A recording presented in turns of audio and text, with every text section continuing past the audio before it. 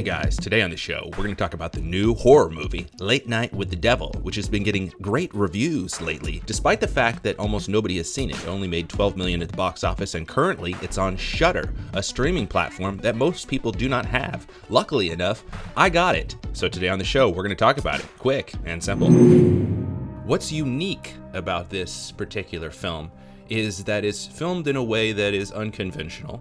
The premise is that you're watching the lost tape of the final episode of Late Night with Jack Dorsey, which was a late night television show, sort of like Johnny Carson back in the 1970s. The entire movie plays itself out like you're just watching this final episode. And also the movie starts off with a sort of a 8-minute documentary setting up the time period that we're in the late 70s, where you had certain historical events going on like the Satanic Panic, the concept of Satan worshipers and Satanism and the Church of Satan were a thing becoming known to the public. And then you also had real life historical events like the Manson murders and interesting films that were coming out during that era that were depicting things of that nature. Rosemary's Baby, The Exorcist, you had The Omen, you also had Possession, which I also did a review on recently. So this movie is presenting itself as something that would be happening during that time period. But regardless, like I said, it was brave of them to film it in this way, because you're like, are you really going to do this whole movie like you're just filming an episode of a Conan O'Brien TV show or something like that? And they did.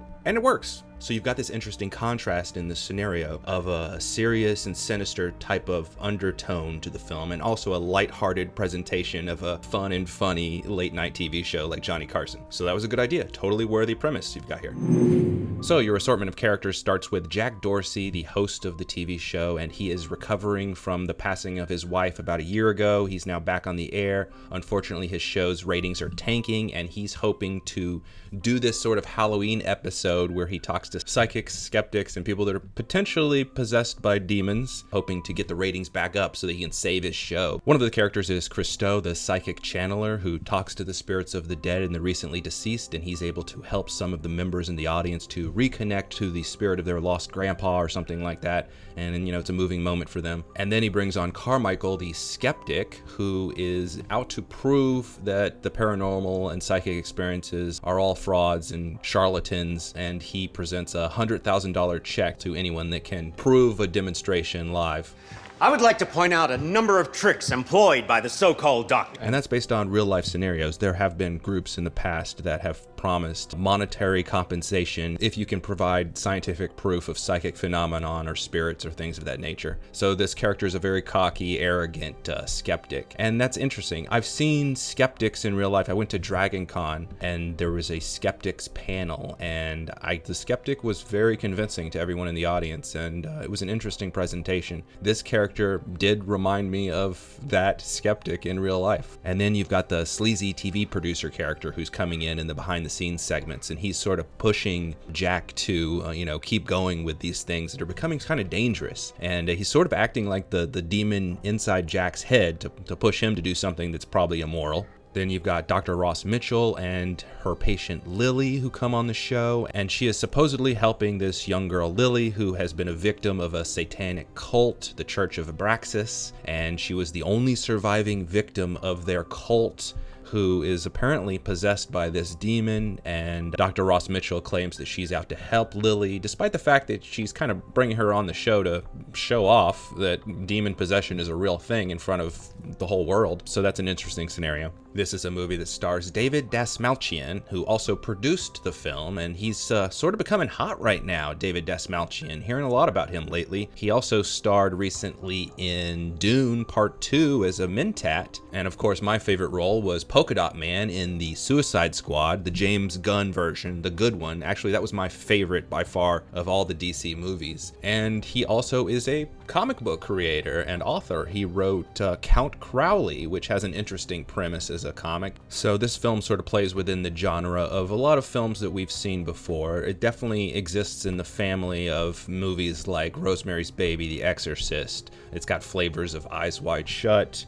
And it also reminded me of a certain Tales from the Crypt episode, TV Terror, where you have this film crew that's going into this haunted house. And they're taking this whole scenario very lighthearted. Nobody in the crew actually believes in ghosts or the supernatural. They're just trying to make a provocative TV episode. And things go terribly wrong. Okay, we're gonna get into spoiler territory, because I just really want to talk about this movie. But one thing that's interesting about this film is that every character is sort of two-sided. Every character has a good side and then a bad side, and you're not sure which side is motivating the character to do the things they're doing. Like, why are these characters coming on this show? Are they really doing it to help people, or are they doing it for nefarious or self-serving purposes? So the characters are morally ambiguous in a lot of ways. First up, Christo, the psychic medium. And is he really there to help people connect to the lost relatives and serve as a psychic medium? Or is he taking advantage of people's grief and their loss? And then you've got Dr. Ross Mitchell, and you question, is she really here to help this girl who was a victim of this cult to recover and become a normal person in society? Or is she taking advantage of a traumatized girl and she's really there just to sell her book that she's there to promote, make a lot of money off the whole thing? Is she good or bad? Then you've got Jack Dorsey, the host, and you have to question, is he really suffering from a heartbreaking loss of his wife to cancer and trying to recover from that? Is he a good person? Or did he in some way make a sacrifice of his wife's life for success? I mean, he joined this secret cult that was very much like an Eyes Wide Shut sort of thing, a secret society with powerful members. What were they up to? And also you've got Carmichael, the skeptic. Is he really helping people to see through illusions? Or was he actually secretly worshiping the demon Abraxas himself the whole time also?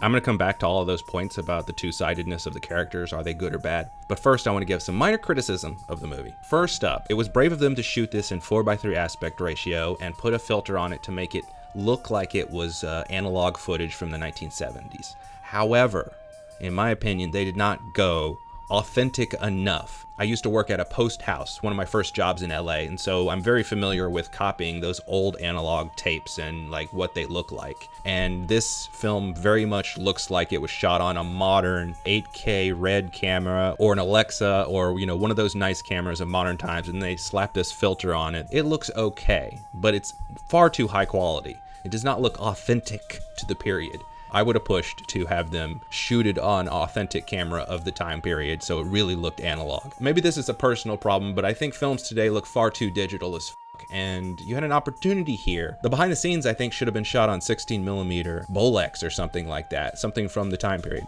If you look at the Blair Witch Project, a lot of that film's creep factor was due to the fact that they literally shot it on a VHS-C camera, a consumer camera from 1999. That's a minor criticism, but a more legitimate criticism is some of the CGI effects look very CGI. You've got this electricity powers that the demon have, and it stands out as being very CGI. Had they been able to do something optical, like that would have really helped to sell the premise and keep you buying the illusion. I mean, this whole movie is about are these illusions or are they real? Had you used technology of the time period, you would have really sold that scenario. And instead, when I see that modern CGI of 2024, I'm taken out of the illusion that you're presenting. So that's unfortunate.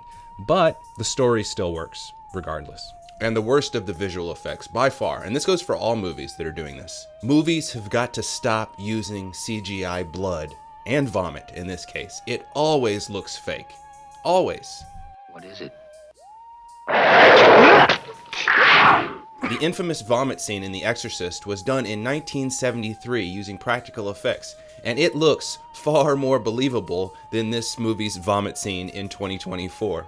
So please, CGI liquid effects, just don't do it. June says that everyone has a demon inside them, but we can't always control them, can we? All right, I want to talk about the ending real quick. One of the interesting questions that this movie brings up, looking back on it in retrospect. Okay, obviously Lily is definitely the character that is like the Exorcist little girl archetype, and she's definitely possessed by the demon Abraxas. But was it also true that every one of the main characters was also possessed by Abraxas the demon? So I'm saying Lily, Jack, Carmichael, and Dr. Ross Mitchell, and Christo, all possessed by the demon Abraxas. There are some clues that lead us to this type of conclusion. You've got the line in the movie, anyone who witnesses these rituals will fall under the spell of Abraxas and do its bidding. Now, obviously, Jack had done some kind of ritual in the men's club, which was very reminiscent of the Bohemian Club, which was a real-life men's club where they had powerful members doing rituals, maybe sacrifices, who knows, so that they gain powers from who knows what. And, Jack's story is very reminiscent of Rosemary's Baby, where, if you've seen that movie, one of the main characters makes a very dark sacrifice for success, and so that he can recover and make his career turn back in the direction that he wants. And he wants this so much that he's willing to do something truly awful. You've got Dr. Ross Mitchell, who studied the demon. She studied the satanic cult, and so there's evidence in some of the scenes that possibly she was possessed by the demon Abraxas too. She attempted to channel the spirit through Lily, and so did the demon get inside of her? Christo dies in the middle of the movie under mysterious circumstances. He pukes himself to death, and that's right after he goes through a few scenes where he channels the spirits of the dead in the room. He's attempting to, see what spirits are out there, and so Lily was backstage, and the reason he possibly died was because he channeled a very powerful spirit that led him to die. And then twist ending, this may or may not have happened. It depends on how you look at it. But I think that Carmichael, the skeptic, was also possessed by the demon Abraxas. Carmichael was up there trying to convince people that demons don't exist and there is no psychic phenomenon. But they also earlier present the line that these demons thrive on our confusion. He was aware of Abraxas. He knew that his magic word was abracadabra. He knew about the history of this particular demon, and so he had studied the demon before. So that leads you to conclude that possibly he had participated in one of these rituals among the tall trees before. And if he made a deal with this demon, the deal may have been to help spread confusion in the public and try to prove that spirits and demons don't exist and it's all a con and a hoax, all a bunch of charlatans. And that would have been his dark motivation that he was secretly under the whole time. He wasn't really there to help people and to help people see through their illusions. He was helping to spread confusion and do the bidding of the demon that perhaps gave him his powers of illusions and hypnosis. That was very powerful, by the way. It's said that if you actually channel a demon, what happens is, supposedly, the demon will give you powers in the present so that you can have financial success or hypnotic power over the public. And you have to make a deal with that demon that you have to serve it in the afterlife because of that. Perhaps he made contact with Abraxas, and perhaps that's where he got his powers of suggestion and hypnosis from the whole time. So, this whole scenario, this whole filming, this whole taping of this whole show was possibly part of Abraxas' plan the whole time. And he had manipulated all of these characters who had made a deal with him at some point in their lives, and they all came together in this final showdown. Or, of course, some people will disagree and say that that's not what really happened in the ending, and they're going to have their own interpretations. And that's what makes film interesting, is when a movie can do that, when a movie can leave it open to interpretation to different audience members to bring their own resolution to what really occurred. Of course, it's definitely true that this is a film that centers on the theme of the danger of ambition, the danger of how the pursuit of success can lead to moral compromise and doing monstrous acts. In demon lore, the concept of demons preying on human ambition is a reoccurring theme, particularly in literature, mythology, and religious texts. Demons are often depicted as malevolent beings that exploit human desires and weaknesses to lead individuals astray. Ambition, which can motivate people to good or motivate them to corrupt themselves, is a prime target of such demonic influence. A Faustian bargain is a term that is known from the play The Tragic History of the Life and Death of Dr. Faustius, written between 1588 and 1592. It tells the story of a scholar who is driven by ambition and a thirst for knowledge, who makes a pact with a demon, exchanging his soul for magical powers and worldly pleasures, making it a classic example of how ambition can lead to one's downfall. Stories of the past, like Dr. Faustius, and stories of the present, like Late Night with the Devil, serve as metaphors for all of us.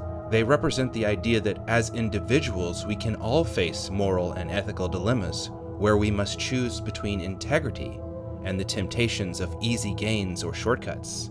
This highlights the universal human experience of encountering demons within our various moral choices and the potential consequences of succumbing to them. Diving deeper, the film is really asking us to question if we ourselves have made a deal with a demon at some point in our lives. Just that he thinks it's the biggest TV event since the moon landing. Who was I to disagree? What the hell, baby? The movie brings up some interesting questions, and it leaves you wondering. There's some element of mystery to the ending, what really happened. One of the questions that it makes you ponder are demons real? Are demons real? Are there really spirits, or is it all a hoax and a con? It's all an aspect of our mind. I've heard it said about demons that demons are a paradox. They're both an aspect of our physical mind and also separate spiritual entities at the same time. And I think that's an interesting way to look at it, what a demon is. I mean, I think we've all encountered people at some point in our life that seem to just be possessed by something. For example, I walked by this crazy homeless lady on the street and accidentally caught eyes with her this one time. And damn, while I was literally telling the story of a demon that followed me home one day, mysteriously the audio cut out while I was explaining what happened. Could it be there's a spirit in my studio? Or did I just hit the mute button? I hit the mute button at some point. At what point did I lose? I don't know where I lost the recording. Anyway, I like this movie. I've been on a horror movie kick sort of lately. Started with watching the movie Possession that I didn't know existed for so long, and it was so good. It made me curious what other horror movies are out there that are just these hidden gems. Thanks for watching. I've been TysonXIX, and let me know what you think really happened in the ending of Late Night with the Devil if you saw it. And if you didn't see it, go watch it. It's on Shudder, which is a streaming service that you will have to download, but you know, it's worth it. Try it.